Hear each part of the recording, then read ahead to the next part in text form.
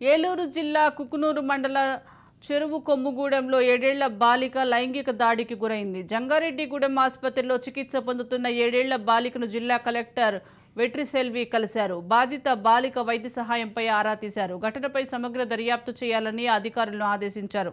గోదావరి చూపించేందుకు తీసుకువెళ్లి అత్యాచారానికి పాల్పడిన మడకం వెంకటేశ్వర్లను అదుపులోకి తీసుకున్న పోలీసులు విచారిస్తున్నారు.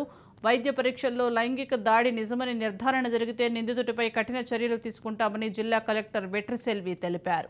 Final report and accordingly will take necessary action. ఇయర్ స్టైల్ అని చెప్పారు. సో ఇంకా ఎంక్వైరీ నడుస్తున్నా, ఇంకా ఎవరికో మెడికల్ ఎగ్జామినేషన్ ఇంకా కంప్లీట్ కాలేదు. So right now we cannot comment on anything. But ఇలాంటి విషయం ఇది ప్రూవ్ అయితే అఫెండర్స్ని మేము వదలలేము. హైయెస్ట్ పనిష్మెంట్ ఇస్తాము పోక్సో యాక్ట్ కింద. అండ్ మనకు కావాల్సిన రిలీఫ్ కూడా ఇస్తాము. ప్రస్తుతానికి మెడికల్ ఎగ్జామినేషన్ ఇంకా నడుస్తున్నాయి అండ్ పోలీస్ ఎంక్వైరీ కూడా ఇంకా నడుస్తున్నాయి కాబట్టి we cannot comment on anything. We will wait for the